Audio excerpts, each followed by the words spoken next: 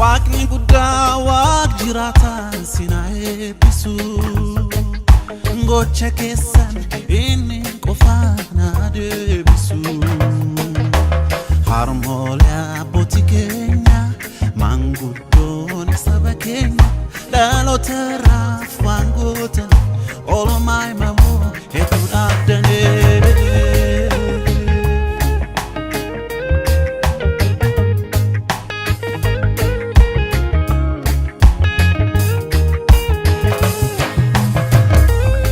Nagaan Waaqayyoo bakka fi haala jirtan hundumaa keessatti isiniif haa ta'u. Harka fuunee akkam jirtu kabajamoof jaallatamoo daawwattoota keenya kan daawwachaa jirtan kun televiziyoona Mo'aati.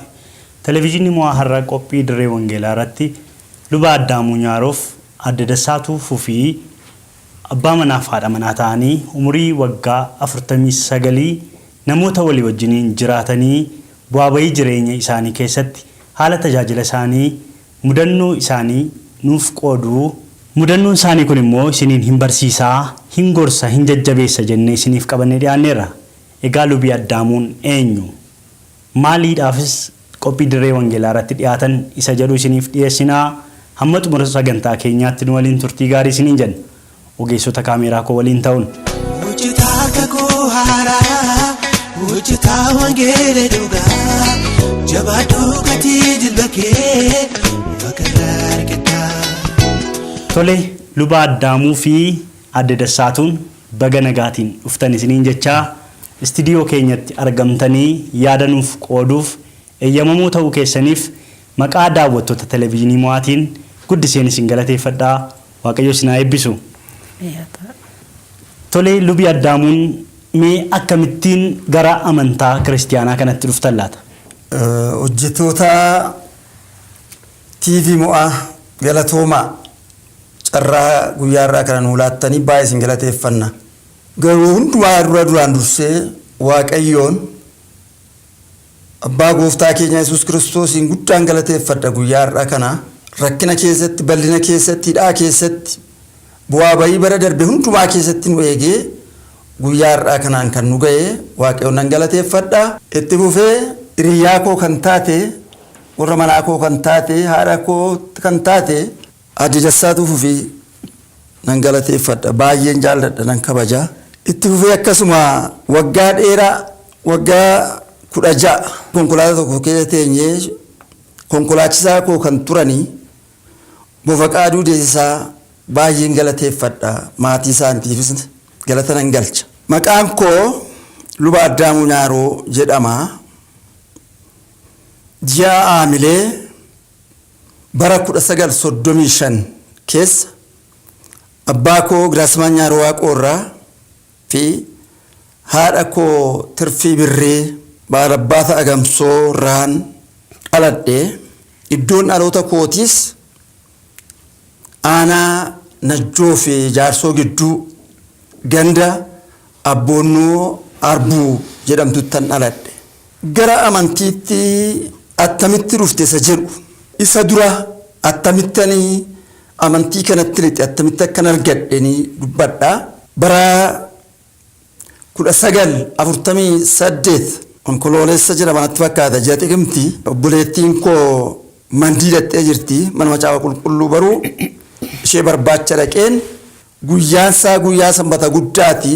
Abbaan keenya lubni Gammachuu Danuu dargaggoota naannoo waldaa mandii jiran macaafa qulqulluu barsiisaa turanii kan isaan dura buutee mata duree godhanii barsiisaa turanii waa'ee gooftaan keenya Yesuus Kiristoos karaa dhugaa jireenya ta'uusaa barsiisaa turanii wangeela Yohaannis boqonnaa 14 lakkoofsa 6 irra kan jiru barsiisaa turanii.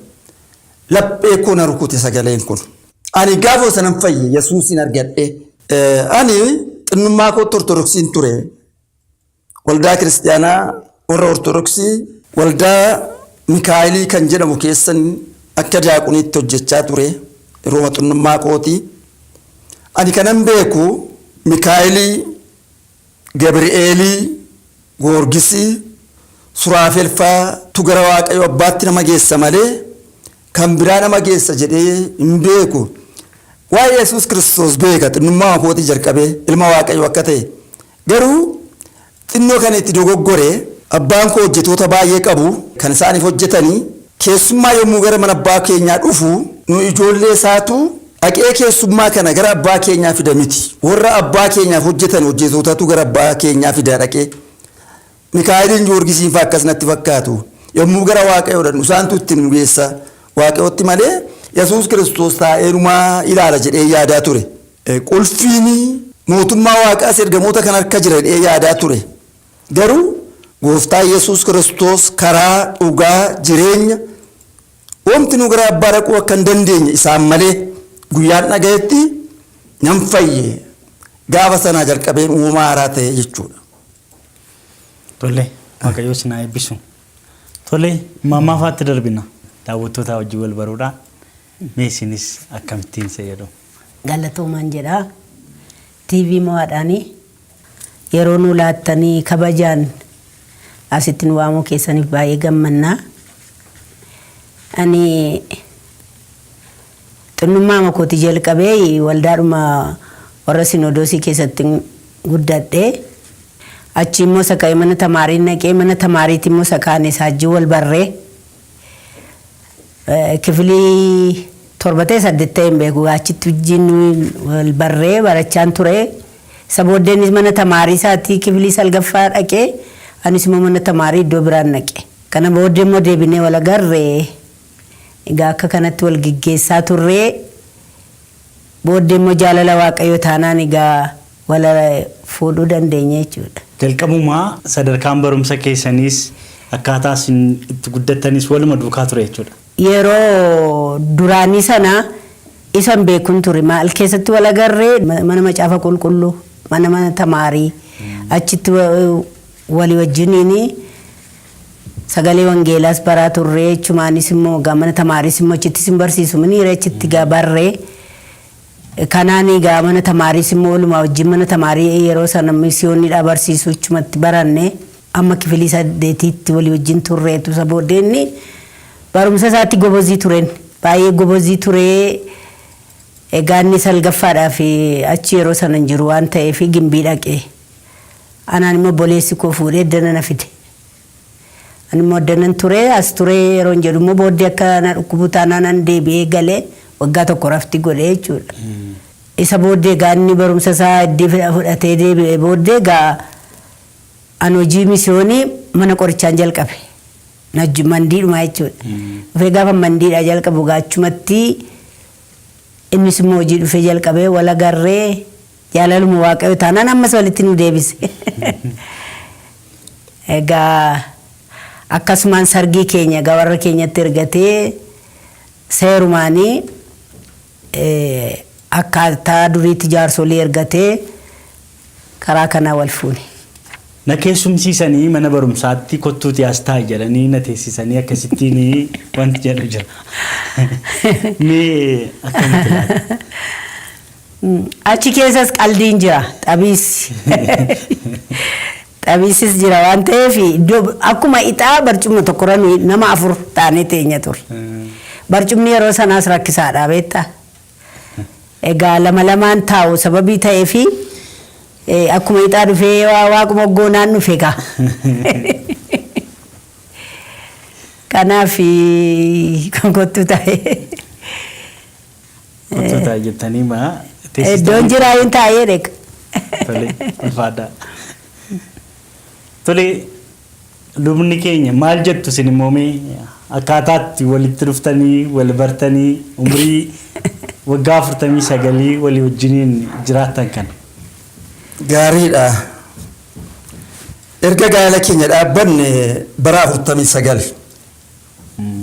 Erga hiriyaa taane bara 61. Kanaafan sira yeroon dubbadhe hiriyaa koo sababiin jedheef bara 1948 Jawan Kolaadeessaa xiqimti jalqabnee mana barumsaa tokkotti barree gaafa mana barumsaa kana dhaqu ani baadiyyaadhaan naqee jaarsoodhaan biyya mandii dhaqee isaan immoo ijoollee magaalaati xixinnoodha anis xinnaadha yommuu dhaqu egaa erga ijoolleen magaalaa kun galmaanii iddoo qabatanii booddee dhaqee yommuu dhaqu iddoon taa'u yommuu dhabu na bukkee taa'e jettee xinnoo tokko gaazexuu xinnoodha bukkeen taa'e waggaa 8 ol bukkee teenya tamaarre wal gargaarra waan dandeenyu barumsa keenya keessatti yoo ijoolleen na lolanii narra gortee loltii yoo ishee ijoollee lolan irra goree lolaa akka itti wajjin jiraachaa turre egaa booddee immoo gara gaa'ela keenyaatti yommuu dabarru waaqayyoon galatu akkuma isheen amma jette sadarkaa lammaffaa gara mana barumsaa keenyaa yoo dandeenyu 8 booddee isheen ergaalee minnatte ani immoo gimbii Dajjaanach ገብረ እግዚአብሔር mana barumsaa olaanaan naqee amma kurnaffaatti ergan baree booddee mandiitti deebi'ee seedhaa wajjin egaa mana qorichaa hojjetti ani immoo mana macaafa qulqulluun baraa gargar baanee waggaa 2 booddee walitti deebinee wal agarre isa booddee egaa waaqayyoof galanna ta'u gaa'ela keenya dhaabbanne kana booddee mana barumsaa teoloogii Makkaana Yesuus seminaariin dhufeanii isheen sigaa ol fuuneerraa wajjin dhufne achitti dhufne waaqayyoon galatu ijoollee godhanne ijoolleen nuyi godhanne isheen duraa Yerusaalemii makkanniisaatti dhalattee amma gooftaa birratteetti ishee booddee Qiddisti dhalate taansee Yordaanostu dhalate Yerusaalem Qiddist Yordaanos naannoo Galiilaatti warra dhalatanii maqaa galii bishaan guddaa sanaan kan moggaawaniif iddoo itti seminaarii barumsatti barsiisanitti sababii dhalate akka inni sadaffaan Baarnaabaas ilma gammachuu jedhee moggaafadhe durba 3 tolitti aanee dhalate egaa xinnoo maalii fi dhiirri dafee lammaffaa sadaffaa dhalachuu didanii xinnoo waan ta'anii irraa arfaffaatti dhalate shanaffaa irratti Dalasaatu dhalate Dalasaa immoo akka naannoo keenyaatti Dallaa jedhee moggaafadhe egaa waaqayyoon galatu ijoolleen keenya ijoollee waaqayyoon nuu kenne gooftaan tokko fudhateera warri kaan immoo nagaadhaan jiraatu eerumanii ijoollee godhatanii akaakayyuu arginee jirra gooftaaf galannaa ta'u. Ameen. Tolee lubii Addaamuun gara macaafa qulqulluu barachuutti sadarkaa sanarraan akkamittiin geessan laata? Gaariidha. Jalqaba wanta tokko dubbadheen ture laphee koo jireenya koo kan rukute Yesuus Kiristoos karaa dhugaa jireenya gara abbaatti kan geessu ta'uusaan hubadhee fudhadhe xinnummaa kootti natti maxxane ergan kana fudhadhee mana barumsaa sanbataa tin guddadhee dubbii waaqayyoo xinnummaa kootii ka'ee tananii waa'ee Musee waa'ee Abrahaam Isiyaaq Yaaqoob seenaa kana baraa guddachaan dhufee isa booddee waldaa mandii keessatti hin jiruun miseensa dargaggootaa ta'ee achittis dargaggootaa wajjin qabameeni guddadhee dubbii waaqayyoo barachaan dhufee kana booddee egaa mana barumsaa koo kifilee kurnaffaadha yommuu deebi'ee gimbiidhaa gara mandiitti deebi'u nama na gargaaru dhabeen deebi'e abbaan koo Baarabbaata Giraasmaacha garuu sababii amantiitiif na jibbanii Protestaantii ta'e ilmi koo jedhanii waggaa dheeraa kana waggaa 8 kana baay'ee ciqileen irra kaachaa turanii ituma qabanii na gargaaruu didanii egaa anis ergan Kiristoosiin fudhadhe jedheen Kiristoositti cime mana barumsaa kootii yommuu deebi'u barsiisaa ta'een mana barumsaa Siwiidin timirti beeti kan jedhamu ta'in achuma mandiidha warra Siwiidiniiti achittanii lafan baraa ture duriittan qacaramee hojii hojjechaa ture kana booddee chaansiin yookaan carraan ijoollee dargaggoota mana barumsaa macaafa qulqulluutti ergina kan jedhu yaadi sinodoosii biraa yommuu ka'ee jedhu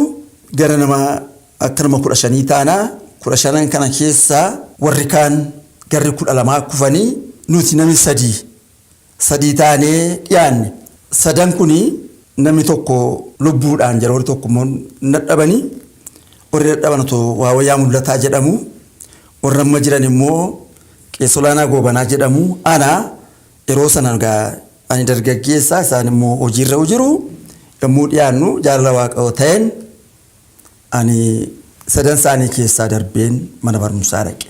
Achi mana barumsaa kana bareen deebi'ee yommuu deebinu Waaqayoo na galatu Boojjitti eebbifamne nu warri Sinodoosii lixaa Boojjii kannan nama 7 turre. Namni 7 kun egaa barumsa keenya Finfinnee deebinee keessa olaanaa Wayyeessaa, keessa Mansaa Coomsaa, keessa Baqqalee Fayisaa, keessa Tafaa kan jedhamu obboleessi tokko jira. Keessa Dooktor Shifarraa Sadii, keessa Gabrasillaasee Hirphaa, keessa Abrahaam Olumaa, ana sadii taanee barumsa keenya Finfinnee Boojjitti yommuu deebinu Boojjitti eebbifamne egaa.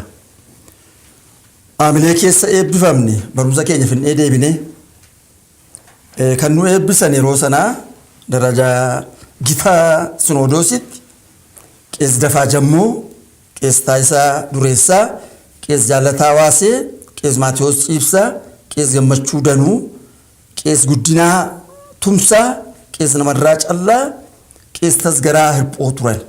Jaarsoliinis immoo waldaa keessaa dhufanii yeroo sanaatti turan. Akka ittan baree bahee. Tole mee sadarkaa barnoota keessanii booddee amma gaa walumaa gala gara tajaajilaatti of kennaa jirtu jechuudha. Tajaajilatti haala mijeeffachaa jirtu tajaajilatti seenuudhaaf. Mee akkamittiin gara tajaajilaatti immoo seentan? Gaariidha. Egaa amma gara tajaajilaatti attamitti dhuftee inni jedhame durumaa tajaajilaan ture ani egaa waldaa keessa. Luba ta'ee waldaarra hin deemin malee daaqunii ta'ee dhananii mana waldaadha qulleessaa ture. Yeroo sana miindaan naa kaffalamu birrii 5 ture ji'atti. Kanaan hojjechaa ture. Gaa sanbata guddaa qeessota duukaa deemuudhaan boorsaa isaanii baadhee waan baay'ee waldaa keessaa baraa ture ani yeroo sana. Egaa ittuma fufeen mana barumsaa teoloogiidha yeroo baanu mandiitti ni deebi'ee mandiitti yommuu hin deebi'u waldoota 5 kennan akkanii hojjedhuuf. Waldaan kun baay'ee sa'aatii 2 amma sa'aatii 4tti walirraa faffagaatu. Ani ijoolleedha waldoota sana kan hojjechaa turanii abbaa keenya Qees Taganyee Daankii turanii isaan egaa amma dimeedhaan waan ta'anii waan ijoollee dargaggeessa reefuun dhufee innoo ijoolleedha jedhanii lafa fagoo kanaa kennan. Waldaa Saccii, waldaa Arawwee Dambii, waldaa Arawwee Garbaa, Arawwee Cafcafii, Xaybaa Koongil 2 amma 5tti gargar fagaatu mandiirra kana naa kennanii Waaqayyoof galanna ta'u gaa hojii koo kana yommuu jalqabee gomjii 3 irratti an guddadhe. Gomjiin 3 tokko luba Maatiyos Ciibsaati abbaa koo. Luba Gammachuu Danuuti abbaa koo. Luba Taganyee Daankiiti abbaa koo.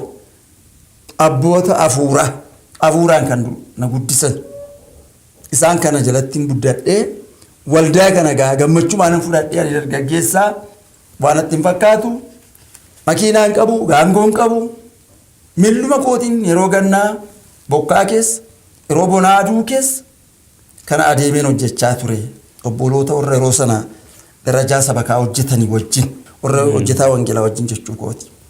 Gara maatiitti immoo yommuu deebinu mammaa fa'aa gaafachuun barbaada. Mi haala bu'aa baay'isaan amma kanaa sifachi deemanii barumsaanis yeroo barumsaatti wajjiniin as turtanii yeroo tajaajilaa kana iddoo gara garaarra deemanii tajaajilaa turan.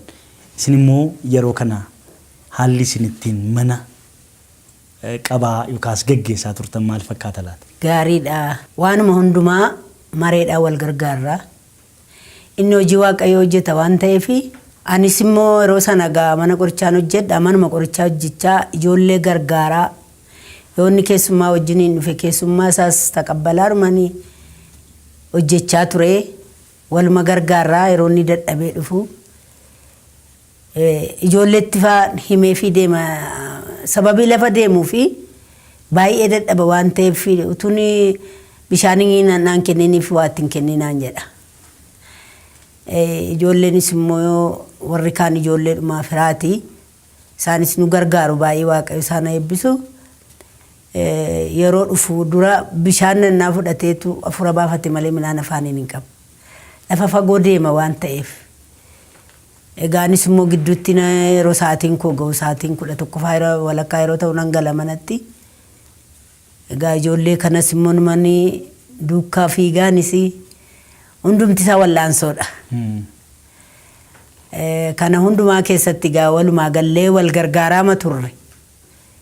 Waaqayyoof galanna ta'u amma ammaatti nu baateera waaqayyo. Ameen. Haala maatiidhaaf yeroo tajaajila keessanii wajjiniin wal bira qabne yeroo isin tajaajilaaf baatanii isaan immoo mana ijoollees kunuunsaa hojii ittiin mana geggeessanis wal cina hojjechaa turan. Gara maatiitti yeroo deebinu maatii wajjiniin akkam ture? Gaariidha. Maatii koo baay'ee hin gammachiifne. Dhugaa dubbiyoon dubbadhe baay'een irraanfadhe. Mana keessan irraanfadha. Garuu ani hin beeku yommuu hojii kana hojjedhee galuu namoota akkootan fudhadhee gala. Nama immoo nama tokko nama lama miti. Nama 5 nama 6 fudhadhee gala. Misaattis taa wajjin galla buna dheerunnaa jedha. Ani yaadi koo maa inni wama jiru fidiin jedhaadha manaa kootiin. Wama naa qopheessite fidi rakkatiin hin jedha. Iseen immoo taphitanii nyaata xinnoo tarii namatti dhiyeessaa kan jedhu waan taati. Wal gufanna nan eekamaan yeroo sana. Akka isaatti immoo fiddi ijoolleen koo gara booddee yommuu ilaalu maatiin mana koo taa'an garri caalu agabuu bulu. Maaliif isheen qophoofte keessummaadhaaf laatamte isaanimtu agabuu bulu natti fakkaata. Ijoollee koo akka kootti gaarii godheen guddisee natti fakkaata. Miila nan niqaa uffata isaanii gaarii godheen daara nan baasa. Mana barumsaa isaaniitti gaarii godheen gargaara. Itti bakka itti jirru dargiin dhufee ijoolleen hulkaa bittimse. Ijoollee xinnuwaan. Manni barumsaa sanbataa hin dhaabate silaa ijoolleen achitti dubbii waaqoo bartee jabaachaa deemti. Karaa hafuuraa walitti qabama dargaggootaa hin jiru. Kunis waanidha.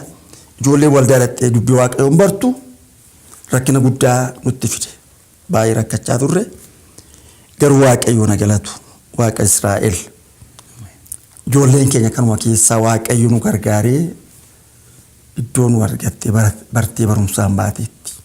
Kanaaf gama maatiinis gama tajaajilaanis waluma cinaa wantoota gaggaariin hojjetamaa turanii wanti waaqayyotti tolu hundumti akka hojjetamedha. Isinis hojii kanatti baay'ee akka gammaddanidha.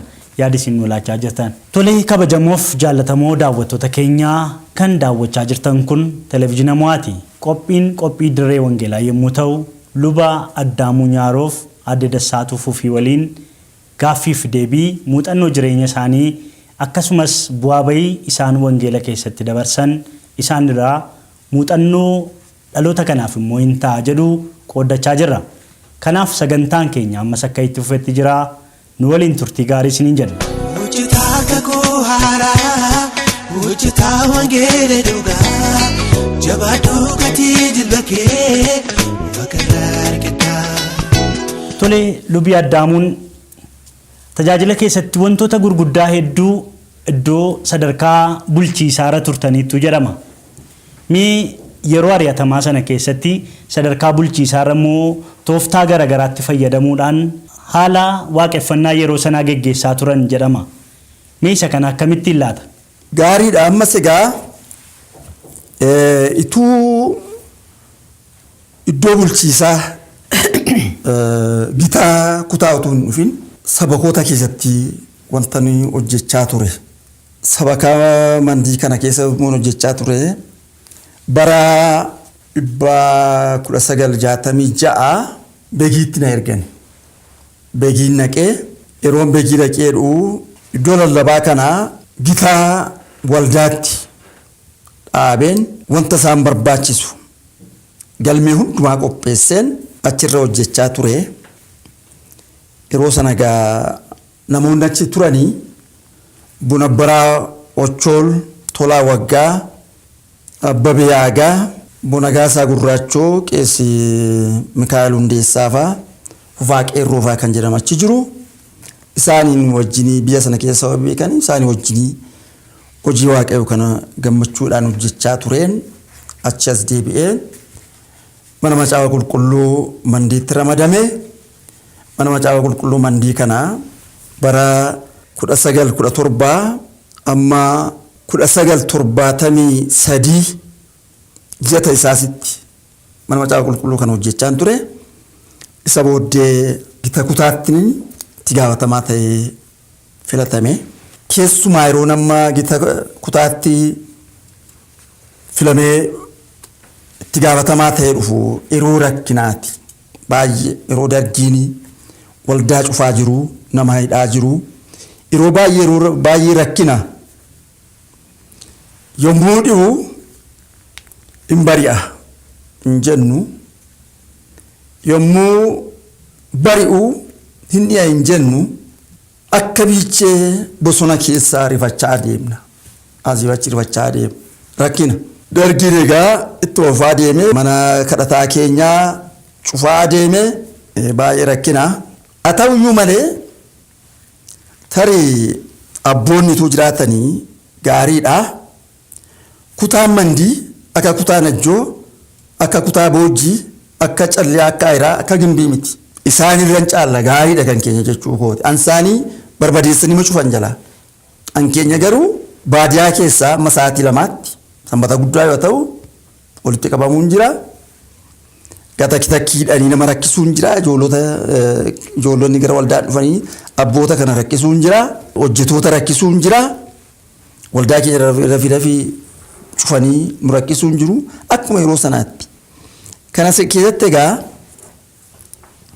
Waaqayyoof galanna ta'u Waaqayyoo kennaa tokko naa kenneera naaf. Hundumaa wajjin walii galtee qaban jedhaan. Abbaa, Ilma, Hafuura Qulqulluutti warra amanan isaan kun illee tokkoon wajjin warra musliimaa wajjin walii galeen hojjedhaan. Warra biyya mo'anii wajjinis hojjechaan ture. Warra biyya mo'aniin kanas immoo jalqaba yommuu dhufanii Saapaakoo dhufe. Saapaakoo kana yeroo isaan biyya Mandii dhaqanii ani immoo Addis Ababaa kanan jira. Yeroon asii galu isaanii Mandii dhufanii guyyaa 3 natti fakkaata. Guyyaa 3 booddee naqee galgala naqee 7 ta'anii taa'u. Mana tokko keessa firaashii bubbufatanii taa'u. Oolma lixee qosoqqosee ol lixeen anis sodaachaa naqee isaan sammuu namni ol lixuun sodaatu rifatu. Nagaa gaafadhee hin jedhee gaddeef maal akkamitti lafa teessu maali akkas miti warri mootonni biyya mo'anii lafa taa'u miti jedheetan gaddeefi isaanis na ilaalanii amma yoo waan nyaattu immoo argattanii hin jedhe hin kolfani. Keessumaa Bashir kan jedhamu tokko jira ijoolleedha baay'ee waanidha hin kolfenni eessaa immoo arganneedha. Qoy gaa'eleen gadi ba'ee buddeena geesseeraa fi waan godheera alaa ol ciiseetti kennee irraa qammasee nyaadhee dhugaa isaanis kennee fi hin gale borkotturaan jedhan nan gale. Xinno waa tokko gaaddas na jedheera manaan jara kanatti siquun koo kun. Ganama yommuu naqu waajjira isaaniitti dafanii ol nagashanii rakkina qabanii geejjiba kana waanidha rakkina qabu. Akka labsii darbetti immoo konkolaataa abbaa eenyu ajajatanii ittiin deemuu danda'u. Kanas dhaga'eera. Karaa isheen itti dhaqee sagantaa keenyatti hin bu'inaa nuyi seera qabnaa maayileejii kaffalchiisuu nadaajii guuchisuu shofeeriidhaaf bal'ii kennuu kana yoo gootanii sagantaa kootti hin bu'inaa malee gaafa sagantaa keessa takki isiniin kenna. Kana hundumaa immoo isin guuttattu jedheen itti dubbadha. Haa ta'u jedhani. Aanaa Mandii keessaa warra daldalotaa gidduudhaayyuu xinnoo isaa itti dhiyaadhe ragaammani. Illaanneef garuu abdii kenneeraaf. Kana booddee hojii itti fufnee isa jabaa keessaa nyaanni ba'a jedhe miti Saamsoon. Hadhaa keessaa dammi ba'a jedha. Isaan jaboodha. Nadaajii isaa irraa arganna. Zayitii mootaraa fireen isaa irraa arganna. baay'ee yeroo sana bara sana keessa yeroo nadaajiin baay'ee rakkisaa turetti gara baarmeela 12 qabna nuyi. Isaan marraa fuunee jechuu kooti. Yoo marraa fuunee itti guuttanne hojjechaa turre garuu gaa booddee keessaa namis gegeddaramaa adeemaa isaanis rakkinatu uumamaa dhufemma walitti buutuu dhufemma. Waldaa kiristiyaanaa keenya kana darbanii hin cufu nuu banusi hin cufu hin banusi lafee hin cimaa. Kana booddee bara 78 keessa gaama xinnoo jajjabaachaa dhufanii nu hidhameenii asoosaa dandhe nama 65 wajjin asoosaa dandhe achitti kan taane toorchii jechuu kooti. Harka keenya miila keenya 8 hidhanii bishaan keessa nu buusanii nu hidhanii akka harreetti gad nu gombisanii tumanii.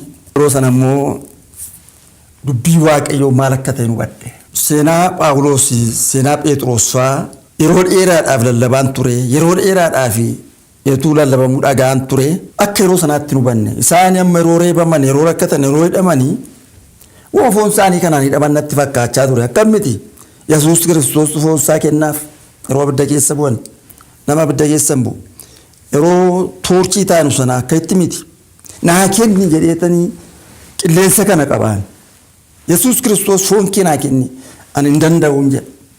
Yommuu naqee amma barbaadan nagarafanii maaloo naganii bishaan keessa buusanii jedhanii yommuu achii bahu to'a tokkoon dubbatiin an ba'a yommuu dhufee nagatanii urgufama rakkadha kophaa koodhaa keessa jira. Boleessi koo lubee tashoomee wagee na wajjin jira isaa wajjin waan taana isumayyuu isaa wajjin wal jajjabeessina akaayii. Namoonni baay'ee iddoo tokkotti hidhamanii jiru. Anaaf inni iddoo tokkotti hidhamannee jirra. Anaaf inni dhugaawee tokko irratti walitti buuneerra. Maaliif akka itti nu hojjenne kana namni kana hojjenne horii funaanee jedhe hin funaanne maaliif akka gootee walitti buune iddoo tokkotti mana akkasii meetirii 2 akkasii meetirii 1 akkasaa qorqorroo iddoo isaa aduu. Asoosaa keessa iddoo akkasitti hidhamnee jirra. Yommuu walitti buunu gaa maalan godhaa kottumee dhiifama olii goonaa jedheen akaayii sanarraa ija 3 fuunee qooduroo sanarra keenye bishaan immoo walakkaa leetiriitti nuu kennamu guyyaa guutuu kana keessatti ishee immoo burcuqqoo shayeetti buufne akkasumatti seera irbaanni qulqulluun ittiin dhaabate goone. Jilbeenfadhu jedhee ergani jilbeenfadhee kenneefi kun foon Kiristoos siif kan kenname kun dhiiga Kiristoos siif kan dhangalee jedhee bishaan kenneefi bishaan miti dhiiguma Kiristoos. Innis immoo akkasnaan jedhee jilbeenfadhee fudhadhee irrarraa. Kana booddee sila ollollee walii wajjin taphanna gaamma. Kun manuma sirreessaa keessatti? Mana hidhaa keessatti. Namni nu arguu hin jiru iddoo dhokatnaa sana keessatti. Bakka gaamma nagaa arganna keessi keenya. Nagaa argan. Kan nama dhibu gaama immoo bori immoo ammasuma waamu. Yommuu achi isaanii waan ta'anii namni wal caala tarii isuma kaleessaa dubbata. Yommuu achi deebi'ee jedhu kunoo sitti farramaa oolanii naan jedhu warri marmaaroonni achi. Isaan immoo yommuu farramanii ba'anii isaan immoo yommuu dhufanii qeessa daamuunii farramee ba'e kunoo si jedhu. Kanaaf nani yeroo nachi bawanii ituma du'u yommuu deemu jechaan deema. Dubbatinaadha. Akkas jedha. Ani hin dubbanne isin jabaadhaa hin sobu waa'ee kooti. Morma koo itti agarsiisa. Kana booddee hin deebina. Ammas immoo gaa deemnee Qudus Gurbaanii fudhanna obboleessa koo wajjin. Maaliif nagaa walii kennuudhaaf kana booddee egaa yaa somnaa rakkina sana keessa. Deemnu waaqayoo nagalatu nagamtee dandhee nagamteetii wan beetii gallee wan beetiidhaa hundumtuu sarataa'ee galle. Kun egaa akkas lammaffaa ammas mandiidhaa hojii wangeelaa kun jiraa horii alaa fidanaan jedhu hojii wangeelaa kana isatu waan hojjeta maaloo jedhu nu rakkisu. Halkan sa'aatii 7 dhufanii na qabanii. Halkan sa'aatii 7 dhufanii yommuu na qabanii jedhanii iddoo tokkotti na geessanii safara daakkoo lafa xooriin turetti nageessanii achi bayeen laga tokkotti nageessan egaa na hidhanii boolla qotanii na awwaalanii boolla keessatti adda na waraananii ankaasee ta'e hin beeku boolla keessan jira qawwee tokkosanii baaduu dhufee natti nammee du'i boolla keessaa akkasumatti fakkaata waa nan dhagaa yommuu boolla keessatti du'an akkasumatti du'anatti fakkaata namni yommuu ciisu akkatti ciisa laataan si yaade amma baay'ee sammuun koo toorchi ta'eera yeroo sana. Boolla kana jechuun itti yaadanii maa sinumaaf jedhamee qindeeffameedha moo wantichi boollichi maali boollota kana namoota hundumaa dhaqan achitti adabu mareebu malee kaanii kan du'anii kan ajjeesan jiru baay'eedha anaaf miti akka itti qophaa'e yeroo sanaa yommuu du'e natti fakkaatee gara walakkaa isaatii dhufanii maammiru jedhani abeetiin jedhe ndoo gore jedhanii olii isaa idolanii achi gaanarraa rurrukutanii na fuudhanii sokkanii gaafa sanaa wanta tokkoon boo'e boochuu achuma keessa ciiseen boo'e waaqayyo ammaman fuula kee irratti hamaa hojjedheen jedhe waaqayyo nan gaafadhe amma mana hamaa hojjedhe waaqayyo maaliifi foon koo lafa qulqulloonni itti awwaalaman keessaa maadhoo na dhoowwatte maaliif lubbuu koo mooddoo akkasitti balleessite waa tokko siin hojjenne waaqayyooni bara jireenya koo akka Hisqiyaasin kadhadhe dhufanii na baasanii narraa rukutanii na fuudhanii immoo ol ba'u jedhanii gadi jedhii jedhani iji koo xaxamaadha caakkaa keessa gadi jedhi yennaa hin gadi jedhi baalatu mataa koorra jira baalan kute baala kana na futee boorsaa keessa kaawwadhe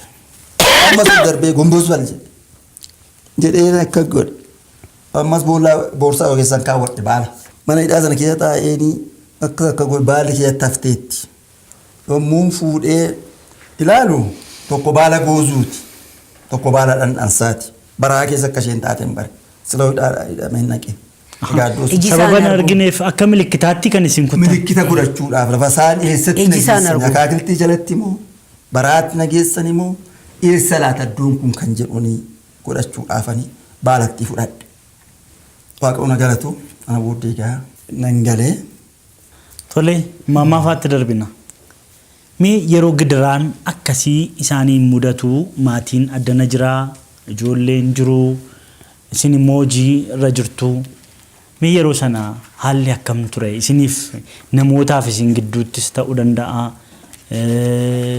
haaluma ari'atama yeroo sanaa keessaas isin gar tokko ta'uu dandeessu jedhee sababa yaaduuf mee isin immoo akkam ture laata baay'ee cimaa ture waan hunduma saanaa isaaniidha gidiraa baay'ee ture inni biyya sanaa firan qabu qofaa isaati namatti ijoolleellee kennanii dhaqanii isa ilaalan hin jiru rakkoomam jedhamutu jira garuu karaa waaqayyo ittiin nu eebbise ijoollee firaan nu bira jira isaanumatu ijoollee kana naa qabee maal godhee yeroo nama 60 ta'anii mandiitti hidhaman sana rakkoo gadhee ture ajjeesanii fidanii asiin itti fannisu jedhu maaloodha jedhu ani immoo yeroo sana mana tamaarii baruudhaaf addana wingeetiin hin jirayyuu akkaawuntii baruu dhufe amma gidduutti dhiisee gaa yeroo naqu immoo isa fuudhanii immoo sokkaniiru naan jedhanii baay'ee rakkina ammam ga'a osoo isaatti ilaalcha dhannee ol gashuu didanii minaanuma minaanillee itti kennuu didan fuunee lafa mana gobaannee dhannee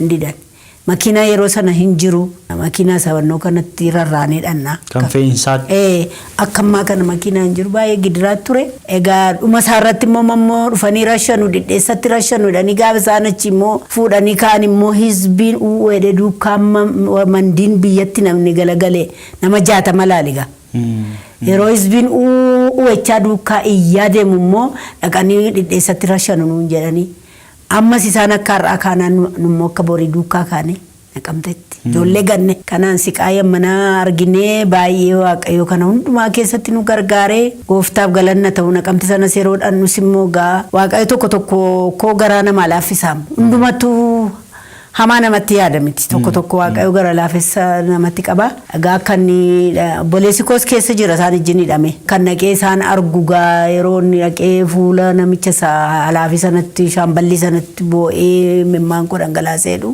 mana isaan ganama barii 12tti dhaqeen galgala 9tti jaannaa arge mana sana jala taa'u mana hidhaa jala taa'u. Achitti dhufee maal dubartiin jedhee gaafatee naan akkas jennaan mataa raasee ol lixee dhaqee biiroo isaa lixee dubartii ishee ala teessu sana waamaa jedhe. Na waamanii galaan fuudhee dhaqee sarkumatti baadhee jira. Gaafa olleen nugaa ol fidanii ol naqanii biyyatti namni 60 isa tokkicha folloffamee dhufe. Na biraa jechuudha. Kanaan egaa hunduma isaanii dubbifnee maal jennee gooftaa galatummaa sa'aatii tokkoyyuu nu kenne namichi haasofneedhuma gaa deebifnee gallee. Anis immoo deebi'een mandiitti galee mana tamaarii dhiisuu fi akkaataan isaa rakkisaadha. Deebi'anii chaansii kanan argatan. Obboleessatti kan naa oolan tokko jiru. Isaan obbo Biraasaa Riqituu kan jedhani ani ijoollee keetti falaa fi nan fudhadhaa ati mana tamaarii keetiin dhiisin rakkina jiru taanaan immoo amma yeroo silkiin hin jiru reediyoon sii gochisiisa hin dhufta ammasitti immoo anuyyuu nan gargaaraa ijoollee naannan qabu rakkinan qaban jedhani isheen egaan kanaanan dhufee innis immoo an dhufee gaafa ji'a tokko booddee waaqayyoon gargaaree ni kamaniga. Egaa yeroo sana keessatti maal jedhanii xinnoo ishee kan irra darbame maa'inni isatu horii fuudheetu sababii halaa fi waldaa ta'ee fi isatu horii fuudhee jararraa jedha kan jedhuran isatti hidhaa cimsan beektaati. Hidhaa cimsanii maal godhanii giriffiin meeqa kan irra ga'e isumarra. Gwaaddi Guseen gaafa isaaniin hiikanii isa fuudhee gidduu isaanii dhaabeetu gidduu saba warra 60 gidduu dhaabee. Maqaa namicha kanaaf lubbuun keessan hafee dhugaa keessaniif du'a yoomiyyuu taanaan dhugaan hin baddu dhugaa keessaniif du'a jedhee gidduu isaaniitti dubbii kana dubbatee nagaadhaan immoo hundumti isaanii qe'ee isaaniitti maatii isaaniitti galanii.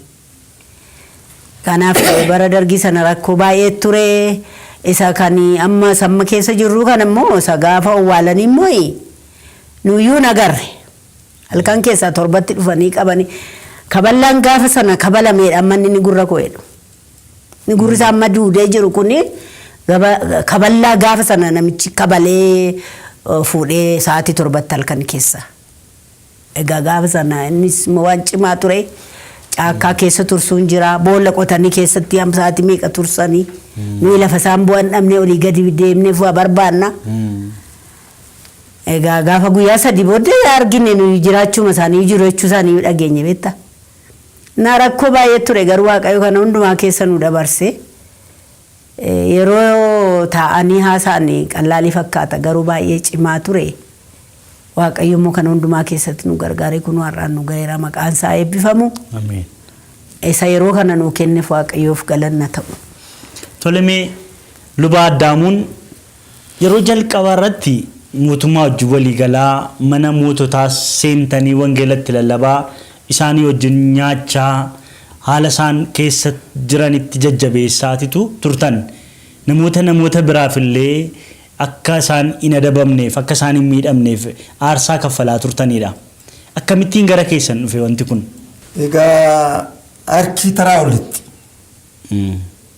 Tumool nyaachiiftuu ol nyaatti. Itiire boodana keessa ammas ituutti lixinii akkaataa itti wangeela barsiifne kanatu dubbadhees gaariidha. Waldaa duwwaatti miti kan barsiifne. Mana qorichaatti barsiifne warra dhukkubsataatiif warra waan akkana kadhanni jira miti. Pirogiraama baafnee hojjetoonni mana yaalaa yommuu lixanii yeroo hundumaa kadhata dhukkubsatootaaf godhu warra wallaanamuu dhufaniif. Isa kana immoo hojjetoota wangeelaatiif taraa sagantaa baafnee fi akka isaan hojjetan goone akka itti lallabamaa ture. Lammaffaa isaanuma fakkaannee wama isin barsiiftan isaan faallaa Kiristoos faallaa Waaqa hojjetu miti. Wama isin barsiiftan kana barsiifnaa rakkinaan qabu nuuf akkadhaa jenneetu maanguddoota baadiyaa keessaa dubartoota dargaggoota waamneetu nummoo bara kakuu moofaa keessa seenaa Musee attamitti saba Waaqayyoo saba 600 attamitti akka geessaa ture. Waa'ee Asteer, waa'ee Mordekiyoos kana barsiifnee bara warra sooshaalistii kana keessatti immoo attamitti wangeela lallabuun akka danda'amu jarreen kana barsiifnee gadhiifna. Isaan keessaa ji'a waamnee baadiyyaatti ergina qotee bulaa keessaa waamne isaan kanan beekanan keenya nu barsiisu akka itti hojii wangeelaa hojjechaa turre. Hojjetaa kakuu haaraa hojjetaa wangeela dhugaa jabaaduu gatii jilba kee bakka argataa. Tolee kabajamoof jaallatamoo daawwattoota keenya egaa gaaffiif deebii luba Addaamuu Nyaaroof Aadde Dassaatu Fufii waliin umurii waggoota 49 namoota walii wajjin jiraatan hiriyyummaadha hamma gaa'ila isaaniitti immoo umurii waggaa 61 walii wajjin jiraatan. Egaa jarri kun seenaa jireenya isaanii bu'aa bayii akkamittiin hojii wangeelaa kana keessatti qooda fudhatanii hojii wangeelaa kana asiin gaan isa jedhu gaaffiif deebii kanarraa waan argatan natti fakkaata. Egaa gaaffiif deebii isaan waliin goone kan kutaa tokkoffaa asuma irratti goolabneetu torban kutaa lammaffaa gaaffiif deebii kanaa isiniif qabannee dhiyaannaa hamma torbanitti nagaa waaqayyoon jiraadhaa. Qopheessee kan isiniif dhiyeessee ani Hambisaa Gurmuu yommuu ta'u ogeessota kaameeraa koo Fiqiruu Hayilee akkasumas ogeessa sagalee Misgaanaa Taaddasee akkasumas immoo geggeessaa hojii kanaa Henook Asraat waliin ta'uudhaan hamma torbanitti nagaatti isiniin jenna. Hojjetaa kakuu haaraa hojjetaa wangeela dhugaa jabaaduu gatii jilba kee bakka argataa. Hojjetaa kakuu haaraa hojjetaa wangeela dhugaa jabaaduu gatii jilba kee bakka argataa. Hojjetaa kakuu haaraa hojjetaa wangeela dhugaa jabaaduu gatii jilba kee